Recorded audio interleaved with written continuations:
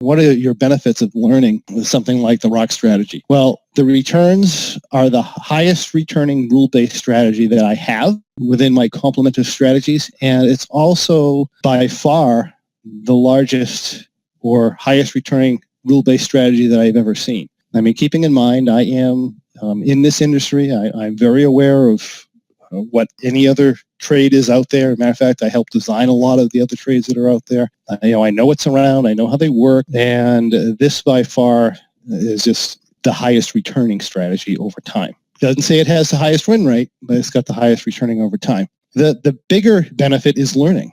Instead of just following rules, you kind of discover how to manage multiple types of positions. Within the system, if you're trading the rock, you're going to be looking at broken wing butterfly profile positions, wide condor positions, narrow condor positions. We have low gamma positions, high gamma positions. We trade closer to expiration, which you don't see a lot anymore.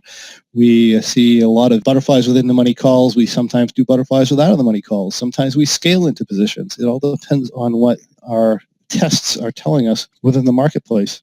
By trading this way, you get to realize how effective change in configurations can be with boosting returns when you apply those different configurations at the right times.